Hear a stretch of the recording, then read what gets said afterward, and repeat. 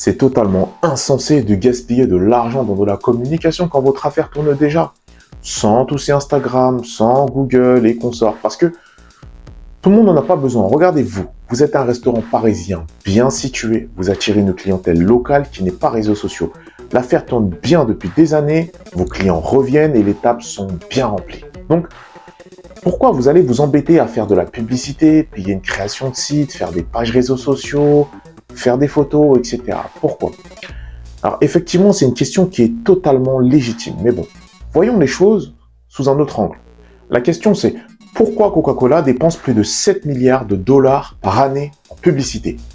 Pourquoi Coca-Cola est le premier annonceur publicitaire au monde en termes de boissons rafraîchissantes non alcoolisées? Je veux dire, Coca-Cola, c'est le troisième mot le plus connu au monde, derrière OK et Allô.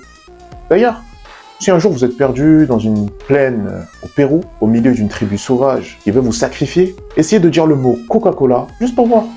Il se peut que quelqu'un comprenne et vous libère pour aller en chercher. En tout cas, ça se tente.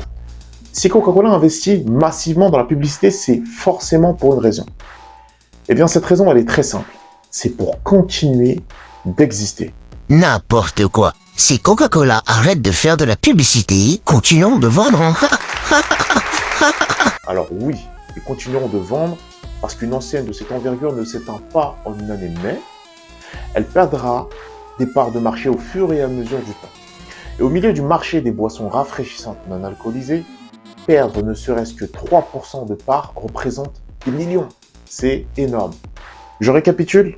Coca-Cola, une grande multinationale mondiale qui existe depuis 137 ans, ancrée dans le conscient et l'inconscient collectif depuis des générations, réinvestit des milliards de dollars chaque année pour communiquer avec ses clients afin d'éviter de tomber dans l'oubli.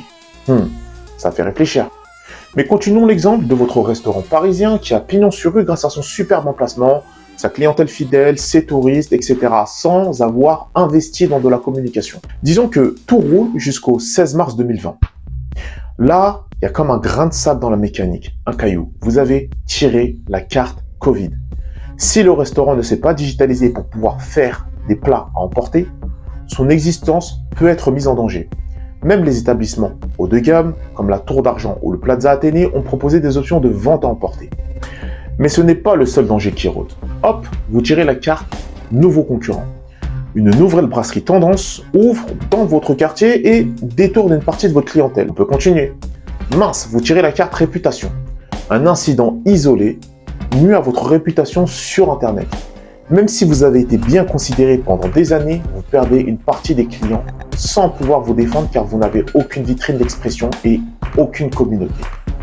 Oh non, vous tirez la carte école supérieure. Une école supérieure ouvre à proximité de votre établissement. Votre rue devient bruyante, vous perdez quelques habitués qui aimaient la tranquillité et vous acquérez une nouvelle clientèle non désirée qui consomme peu et tarde beaucoup. Boum, carte, changement d'emploi. Une grande partie de votre clientèle régulière est constituée d'habitués, mais certains voient leur situation changer. Ça peut être un déménagement, des changements d'emploi, etc. Vous constatez un impact significatif sur votre chiffre d'affaires. Donc, qu'est-ce qu'on doit comprendre? Que si vous refusez de vous développer dans un monde en constante évolution, vous perdez de l'argent chaque année. Mais pour l'instant, vous ignorez les montants perdus parce que, comme disait Confucius, on ne sait pas ce que l'on ne sait pas. C'est l'histoire du pêcheur qui refuse d'utiliser un filet et garde sa canne à pêche. Donc, utiliser les canaux de communication disponibles, c'est le meilleur moyen de pérenniser, d'atteindre un public plus large, de moderniser son image de marque, d'interagir avec la clientèle, de gérer aussi sa réputation, d'être agile en cas d'imprévu et de toujours rester compétitif. Évidemment qu'il faudrait plus d'une vidéo pour couvrir le sujet, mais je vous laisse la section commentaires pour m'aider à faire le tour de la question avec vos réflexions et vos idées. Je me ferai un plaisir de les consulter et d'y répondre. À bientôt pour une prochaine vidéo et n'oubliez pas, la communication est votre meilleur investissement.